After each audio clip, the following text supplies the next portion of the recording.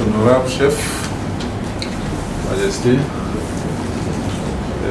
je suis venu ce matin parce que j'ai appris que c'est l'anniversaire de mon papa, le roi, et c'est l'objet de ma présence ici ce matin.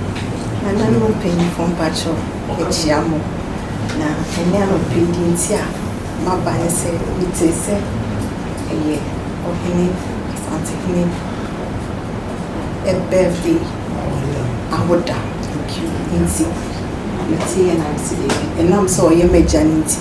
And send me to me now. You bet Chiano, Nami man, happy birthday, Intin Patrol, and Intina, and opinion now. Je devais être là normalement le 6, le jour anniversaire. Mais malheureusement, il y a eu des contraintes à notre niveau.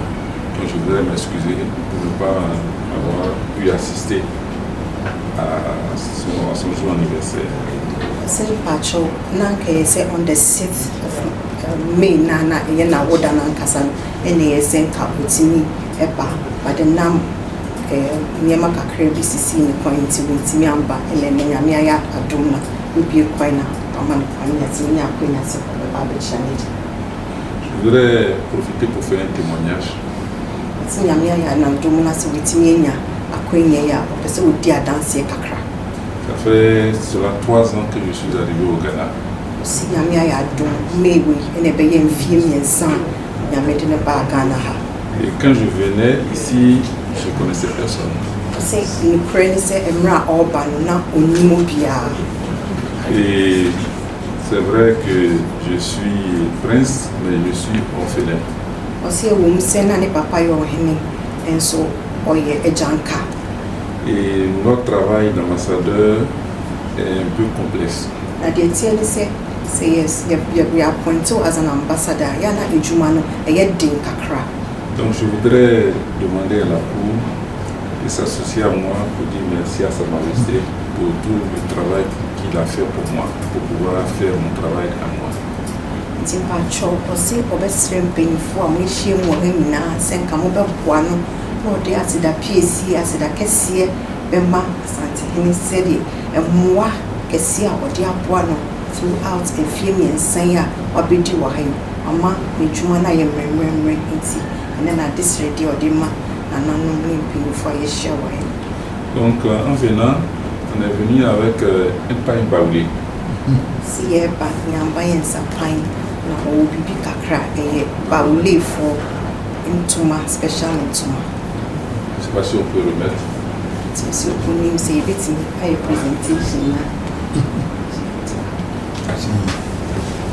Ene merci.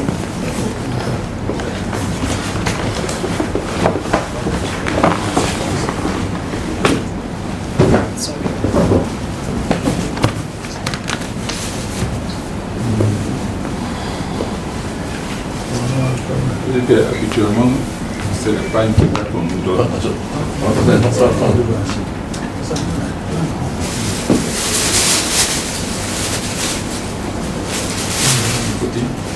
Justement, essayer que nous donne pas une kika. Aussi, un pain de brie et un anonyme quand on me dit une souma, c'est édité. Cette fois-ci-là, on nous envoie du pain baoulé. C'est ça, un médier, on y a des baoulés fonds. Et des bread, les papas.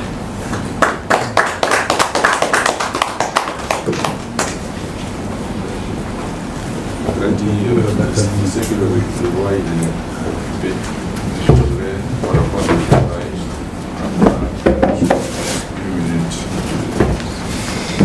Pacho, madame Michel, Pacho, ambassadeur, c'est une lycée. Les papas, et very busy, et so and so say Kamobina, Mobina, Pinaki to you, opposite, when any papa in your Komoki to about Nijuma or your percent calling the papa Yankita, Moki to me, he said, Aquinia over there.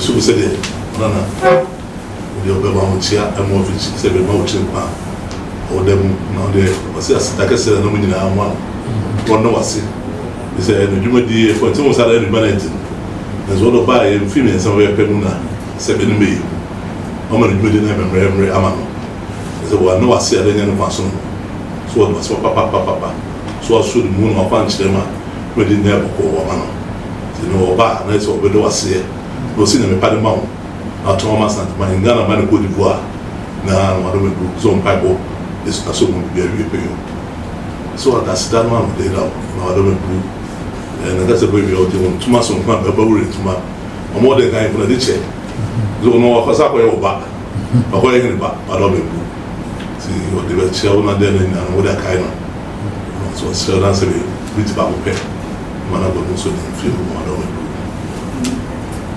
jo say every coach ne ball for the MMA the level. Jo. Na ye ba ya me ma ne me na na mo. Jo. Yeah.